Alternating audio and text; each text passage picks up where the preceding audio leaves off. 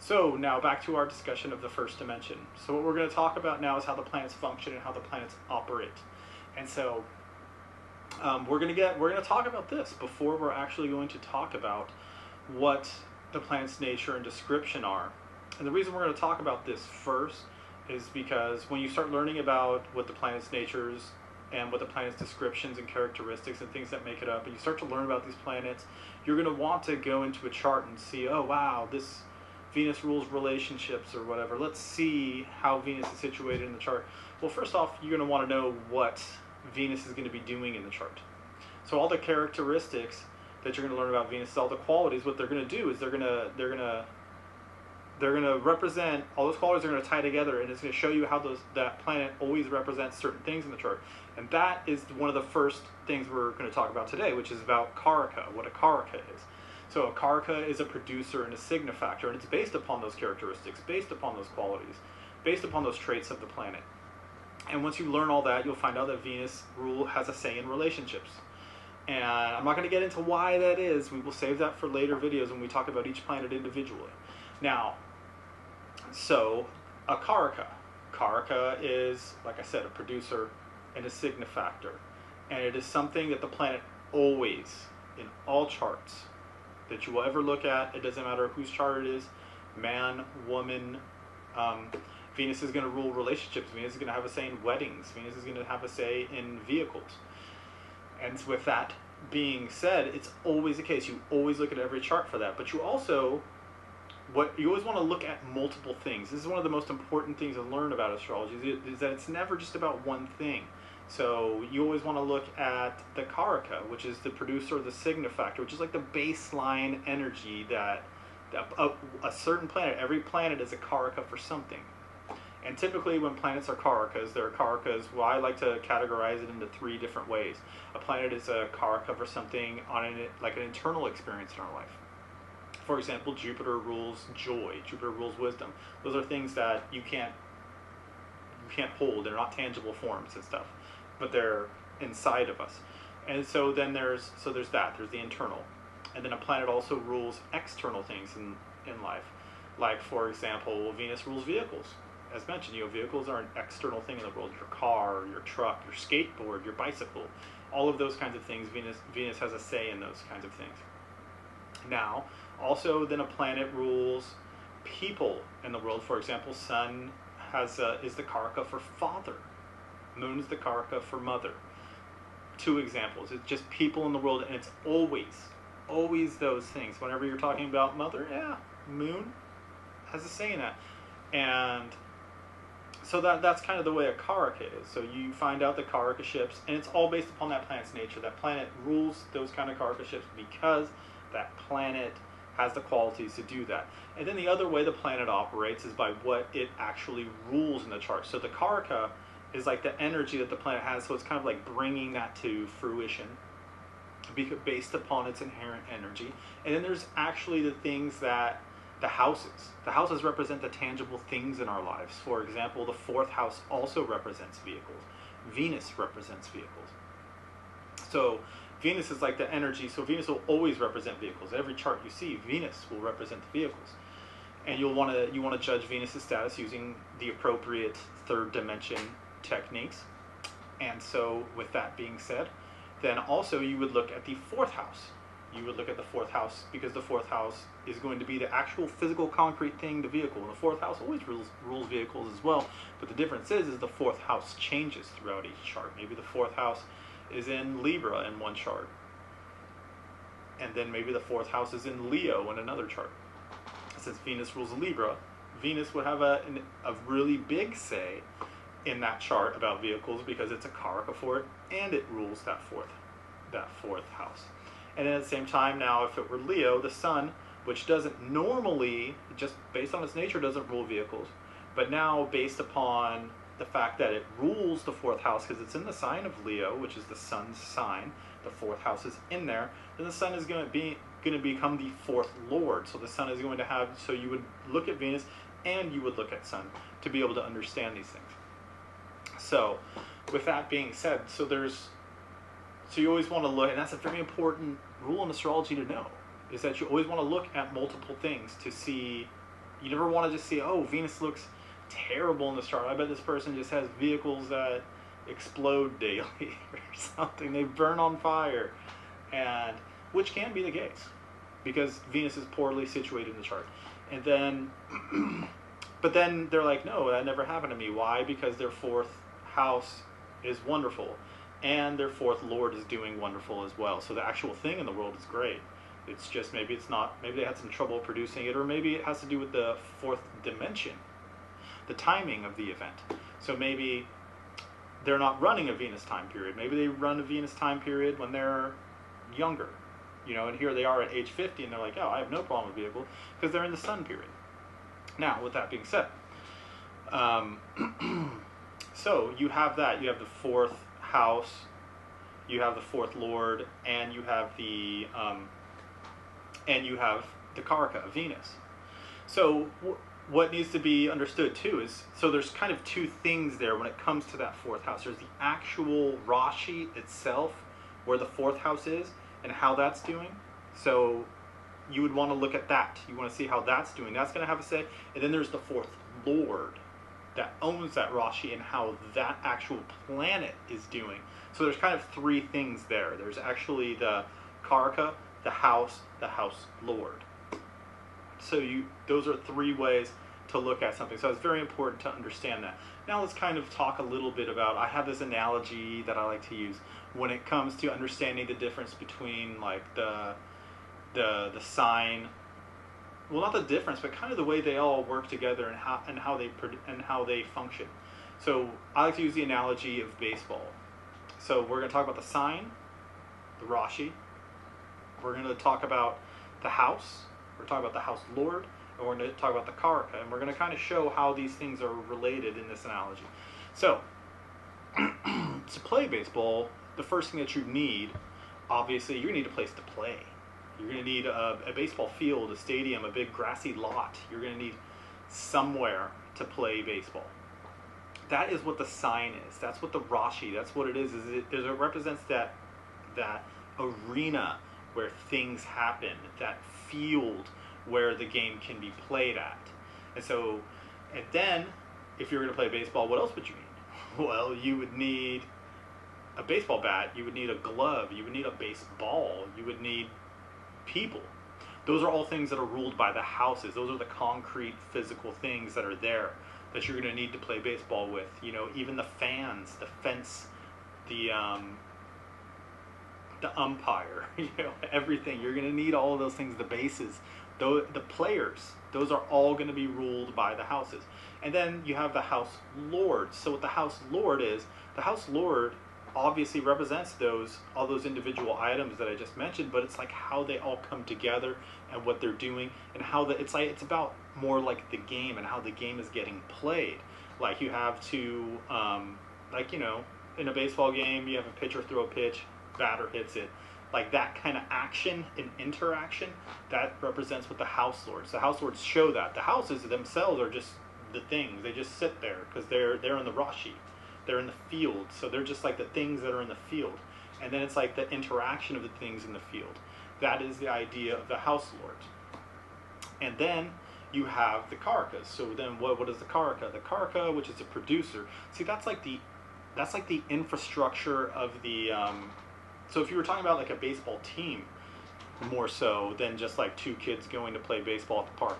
If you were looking at like a baseball team, what a baseball team has, it has an infrastructure, and this is what the infrastructure is like: the coaching staff, the general manager, the owner, the things that are behind the scenes that make this thing happen. So you have the actual physical things, which is, the field, or maybe not necessarily the field. The field is the event where it happens, right? So you have all the individual articles, which are like the players, the equipment, the fans, and even like the marketing and all that stuff. Like, so the infrastructure provides like all the skills and all the teaching based upon their nature, So what they're doing is they are helping to produce it, because without their infrastructure, the stadium doesn't get built. They have no umpires to call the game. They have no bases. They have no equipment. They're not training their players. They're not paying their players. So the way that a Karaka and a producer works then in this event is that this infrastructure of management is they put together the things so that it can happen. And so now if we take a step back and we look at a chart, or we talk more about the planets, now what we're talking about with the Karakas, it's not necessarily, see, so there's a difference here, because like it's the physical thing, right? The house is the physical thing, the house lord is that thing in action, and the Karaka also is producing that, but in a different way, because it just has that energy that it naturally is, and so it has a say in those things, in those fields. But neither one of those things, like for example, if you were going to analyze a baseball team, like a professional baseball team, if you're going to analyze that baseball team, sure, you would look at the players, and you would look at the the players that they have and their stats and all of that stuff, and how good they are, how strong they are. But then you were also going to look at the coaching staff and the general manager and the ownership, and how they're working. Are those people that are going to put money into this? Are they going to fund and give them new and better equipment? Are they going to train their players better? And so they have, and without them, without that Karaka, nothing happens. Like, it doesn't get produced. But also, so you can see why we have to look at these three different things. So, I mean, you can judge a team and like, wow, they have some really good players, but they got a really crappy coach. So that's why it's important to look at all these things, Or, for example, let's say the house has some problems. Well, if the house has some problems, it means that the equipment is poor, or the players aren't that great of players, But the house lord is doing excellent. So it's like he doesn't have the greatest of players, they don't have the greatest equipment, but they do amazingly. And so that's kind of what we have with the house lord. And then with the producer is, it's like, I put together the best situations for this team to succeed, because I put together the best players that work well with one another. I put together a really good stadium. I put together, all the things that the coaches, I gave them the best skills, and so they produce it by giving the energy to it. They have a say in the concrete thing as well, because I mean, if you're a general manager and an owner, I mean, you're the one that brings the players into the game. You're the one that brings the equipment too. So you provide for it, basically. So that's kind of like the two ways that it works. So now, with that being said, so now we talked about Karakas. We talked about the three different types: the internal, the external Karaka, and the people. Those are the three things that a Karaka represents. So now let's talk about, when we talk about the house lord, I touched on this at the very, very, very beginning of this. Now, what a planet represents is what it rules in a chart. So let's take, so real quick, a planet rules either one Rashi, so it's the sun or moon, each one rule one Rashi. Sun rules Leo, moon rules Cancer. All the other planets, Mercury, Venus, Mars, Jupiter, Saturn, all rule two Rashis. And so whatever is happening in those Rashis, whatever houses are placed there, whatever other planets, whether that planet's a house lord or whether that planet's a Karaka, they're looking to produce what is ever in their sign. Because it's like, so let's look at the sun, because it only rules one Rashi, so it's easier for me to talk about in this instance. So sun rules Leo. So Leo has a certain amount of qualities to it, and the sun has a certain amount of qualities to it, and they very much tie together, and they very much represent that fact. So it's like the sun's arena. What is ever happening here in Leo, in this arena, the sun is going to be producing, because that is its place, that is its home, that is its not house, but that's its field where it is. So anything that's there, so if whatever house falls in that, so for example, if that's the 11th house, then the sun is going to be about, the whatever the 11th house things are. I don't really want to get into those descriptions right now. So the sun's going to have an 11th house agenda. So whatever Leo is involved in is the agenda of what the sun is. So if the sun has Venus there, well, Venus is a Karaka, like we said earlier. Venus is Karaka for vehicles and relationships. Now, since sun rules Venus, he's going to produce whatever is in that Rashi. Whatever is in that Rashi is what he wants to produce. So, I mean, the sun is a Karaka. You know, it's a Karaka for what it is, you know, for vitality and health, for example, are two of the things. Just two. That's all. And sun is going to be producing those things at all times. Every chart, we know that. We talked about that earlier. Now, what its field of Leo is the thing, the concrete stuff that it's going to produce, because that's what the arena is. The arena thing is its container for concrete things to exist in, basically. And so whatever is in Leo is going to be producing. So if it's Karaka, so if it's Venus, like I said, it would be producing vehicles, it would be have an agenda for relationships. It's going to have an agenda for those things that Leo is involved in. The sun is going to carry an agenda for those things. It's going to be looking to produce those physical things. Now, it's also going to be, so it's got Venus in there, right? So we said vehicles and relationships. That's the third time at least that I just said that. So you should know that. I'll be quizzing you later on that, okay? No, but it's also whatever Venus is representing as well. So if Venus is the 6th lord and Venus is the 1st lord also. Well, the sun now is going to have a 1st lord, a 1st house agenda and a 6th house agenda, as well as whatever house Leo would fall in. Which, if Venus rules the 1st and the 6th, that means Venus is makes it a Taurus ascendant, and that means that the sun rules the 4th house. So the sun has a 4th house agenda as well, because it rules the 4th house in and of itself. Venus is in there. Now, so there's that idea. Then the other thing is, so we talked about the houses, right? So the house is counted from the ascendant. So that means that, so we have Taurus, sun rules the 4th house from Taurus. So sun's got a 4th house agenda because it's the house counted from the ascendant, from the 1st house. Now, when we have something like Venus, for example, let's put Venus now up here in Taurus. Here's Leo over here, Taurus over here. Just so you know. That's how I'm seeing the zodiac. I see the South Indian chart in my head. Okay, so I have Taurus up here. And Venus is in Taurus. Well, now, when we look at Karakas, we also will look at houses, the appropriate house counted from the Karaka. For example, we talked about earlier in this video, we talked about how Venus is a Karaka for vehicles. We also talked about how the 4th house represents vehicles. So when we talk about the 4th house, we're talking about the 4th house from the ascendant, but we also want to look at the 4th house from Venus as well. That's going to also have a say in vehicles. So you would look at Venus, you would look at the 4th house, you would look at the 4th lord, and you would look at the 4th from Venus. These are all things to look at. And then I'm just going to mention this now. If you're finding confluence in a chart is when you start to see how all of these things start stacking up. If you're looking, when you're using the second dimension and the third dimension, because you're seeing where these things are placed, that's second dimension thing, and how they're tying into other parts of the chart. So maybe all of 4 of these things show a very similar second dimension agenda. And then you see, oh, look, or maybe the case is, all 4 of these things show a similar 3rd house agenda, that there's a certain, maybe they're all doing excellent through your 3rd dimension techniques.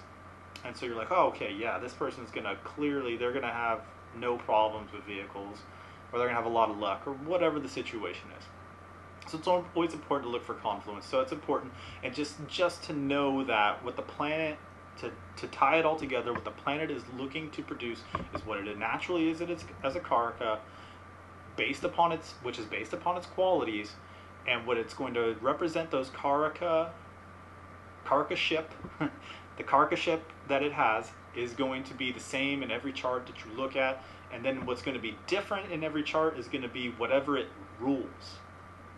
Whatever it rules by what is in the sign or signs that it owns, that it rules, that is what it is going to be producing. So that's going to be a house. That's going to be a house counted from a Karaka. Because in that same example where I said that of Venus up here in Taurus, for a Taurus Lagna, which meant that we would count from both Venus and we would count both from the Lagna, we would count 4 houses away from both of those, and we'd arrive at the 4th house, which in this particular instance, it would be Leo. So you'd be like, oh wow, so I got to look at Leo. See how Leo itself is doing, this area, because this is that fourth house. See how that's doing, how that's being influenced. And then let's also look at the sun, because the sun rules Leo, because and then the sun is going to have, and give you an idea of its activity and what it's getting involved with, second dimension kind of stuff. And then third dimension, how it's doing by being where it is. And that's going to tell you how that is happening. So in this particular chart, that would be like the fourth house. Well, let's see how, if you look at the sun, you're going to be like, well, by its activity and what it is doing, it is showing that it's going to give this effect to this fourth house. And since it also rules the fourth from Venus, the fourth from the ascendant, and the fourth from Venus, it's going to have a bigger say in vehicles. So with that being said, something I would like to also point out, because when we start talking about this, it's really easy to look at a chart and let's say, let's choose a different ascendant. Let's choose a Sagittarius ascendant, and that would put the fourth house in Pisces. Now, if you have that, now we were just talking about the sun, so let's just talk about the sun again. So now you put the sun in the fourth house. So you're like, oh wow, so you've got sun in fourth house. Sun's gonna have an agenda for vehicles. Yes and no. Sun, what sun in the fourth house, because this is kind of jumping now into the second dimension, but I just wanted to touch on this and show how important it is about what the planet is as a Karaka, what it is by what it rules, because that's what it's going to produce. What it's going to bring into manifestation is whatever it rules, whatever is in its Rashi, whatever its Rashi is responsible for. By house is counted from ascendant, house is counted from a Karaka, things, planets that are there, and that planet is a Karaka, that planet as a house lord. That's what the sun is going to be manifesting. He's going to be bringing. He's going to want to create that. He's going to want to create what's in Leo. And so by sun being in the fourth house doesn't mean that the sun is creating or manifesting fourth house things. It means that it's influencing and it's affecting fourth house things. That's a second dimension technique. So if you see sun in the fourth house, that doesn't mean that the sun is going to have a say in manifesting or bringing about vehicles. It might actually be the opposite. But again, like I said, if the sun is ruling the fourth from Venus, so it can still pick up a Karaka ship. And then at that case, if it's ruling the fourth from Venus, because Venus may be, in this Sagittarius example, Venus is in that sixth house of Taurus. And then the sun still, in that particular instance, then yes, the sun in the fourth wouldn't be the reason why the sun has a fourth house agenda of manifesting and bringing bringing vehicles into the person's life. It's going to be because it rules the fourth from Venus. Now, if the sun is not ruling anything, Leo has nothing to do with fourth from Venus, fourth from the ascendant, then the sun is going to be, then the sun being in the fourth house in Pisces, in that example, would just be showing what it's going to, he's going to have an agenda of how it affects the fourth house, what it's going to do to vehicles. So it might have a specific say in that. So I just wanted to touch on that just sun in the fourth is not the same thing as sun ruling the fourth. Not the same thing as sun ruling the fourth from Venus. Not the same thing as sun ruling Venus to affect vehicles. Because then it would be like, yeah, I want to make this happen. I'm going to bring vehicles into this world. During my time periods, my fourth dimension, I'm going to actually make vehicles happen. Otherwise, it's like sun in the fourth is like, I'm going to have this effect on vehicles, based upon its, dignity, Shadbala, whatever else. A lot of other factors you would have to look at, because remember I told you already, you had to look at the Karaka, the house lord, and the Rashi counted from the houses counted from the Karaka. So you would look at that sun in the fourth, that's just an influence to the house. You still have to look at that fourth lord, which in this case, the lord of Pisces would be Jupiter, so you'd have to look at Jupiter. You'd still have to look at Venus, you still have to look at the fourth from Venus. In this example, maybe Venus is in, he's in Libra now, he's in his other sign of Libra, so the fourth count from Venus would be Capricorn. So now you would look at Capricorn and you would look at, and it's Saturn and everything, but now you see what I'm saying. So now that sun in the fourth is just showing an effect. And the sun's not exactly a nice planet, so it might be that during the sun dasha, they might be having more vehicle problems. So that's a possibility. you have to look at the rest of the chart to see how their capacity for vehicles is doing. So anyways, I hope you found this video valuable. That would be my goal. And that's just, and this is really showing how the planets operate and function, and now we can start looking at what the planet's characteristics, qualities, and traits are, because that will be the next step. First thing I want to talk about is how they operate and function in a chart. So that way, when you start learning about these planets, you can go out right away and you can start looking at charts because you already have an idea of how these things operate and tie together. Okay, thank you very much. Namaste. And always, check out danceofthecosmos.com. That's my website if you want to see more material. I'm sure there's more videos I have here on YouTube, but I keep it better aligned and everything on my website. It's much better categorized, and anyhow, thank you.